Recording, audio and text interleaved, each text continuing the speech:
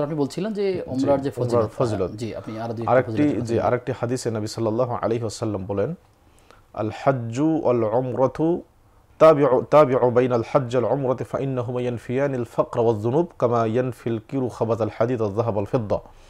যে তোমরা হজ এবং উমরা পাশাপাশি করো, লাগাতার হজ করার কিছুদিন পরে উমরা করো অথবা উমরা করার কিছুদিন পরে হজ করো, পাশাপাশি যেন থাকে।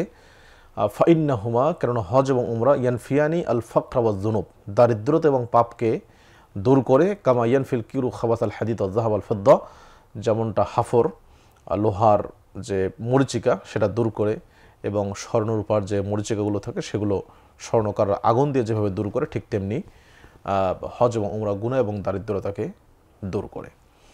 আরেকটি হাদিসে নবী সাল্লাল্লাহু আলাইহি ওয়াসাল্লাম বলেন, আল উমরাতু ইলাল উমরাতি কাফফারাতুল লিমা বাইনাহুমা। এক উমরা থেকে আরেক উমরা এর মাঝের যে গুনাহগুলো আছে, সগীরা গুনাহ যেগুলো, সেগুলো উমরার কারণে আল্লাহ তাআলা মাফ করে দেন। উমরার কারণে মাফ করে দেন। আলোচনা যে হাদিসের কথা বললেন যে উমরার মাধ্যমে দারিদ্রতা দূর হয়, আসলে এটি আমাদের বুঝে আসে না অনেক ক্ষেত্রে। সেই ক্ষেত্রে আসলে এর বিষয়টা কি, কিভাবে হতে পারে, মানে কোনো ব্যাখ্যা আছে কি? হ্যাঁ, ব্যাখ্যা তো আছেই। সেটা হলো দুইটা দিক আছে। একটা হলো যে আপনার হয়তো টাকা পয়সা কিছু খরচ হবে। একটা উমরা, যেমন আমাদের দেশ থেকে উমরা করতে গেলে 1-1.5 লক্ষ টাকা খরচ তো হবেই। তো আমাদের আপাত দৃষ্টিতে মনে হচ্ছে টাকা খরচ হচ্ছে, কিন্তু হাদিসে আসছে যে দারিদ্রতাকে দূর করে।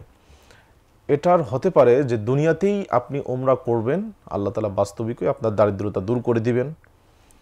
আরেকটি ব্যাখ্যা ওলামাগণ দিয়েছেন, সেটা হলো পরকালে আপনার সওয়াবের যে দারিদ্রতা, সওয়াবের জন্য আপনি যেন দরিদ্র না হন, আল্লাহ তাআলা আপনাকে প্রভূত সওয়াব দান করবেন।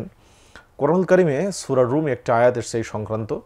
আল্লাহ তাআলা পবিত্র কোরআনে বলছেন যে তোমরা যে দানগুলো করো বা যে তোমরা ব্যবসা করো, অবৈধ ব্যবসা, এটা আল্লাহর নিকটে বৃদ্ধি পায় না, তোমাদের নিকটে বৃদ্ধি পায়। তোমাদের নিকটে মনে হয় অনেক বৃদ্ধি পেল, কিন্তু মূলত আল্লাহর নিকটে এটা বৃদ্ধি পায় না। কাজে দুনিয়াবী দৃষ্টিকোণ থেকে আপনি যদি দেখেন যে অনেক টাকা পয়সা, কিন্তু আসলে দারিদ্রতা, অথবা টাকা পয়সা কিন্তু সেখানে আপনার দারিদ্রতা, অভাববোধ, চাহিদা, প্রচুর চাহিদা। অনেকের অনেক টাকা আছে কিন্তু চাহিদার শেষ নেই, অনেকের টাকা কম কিন্তু চাহিদা কম।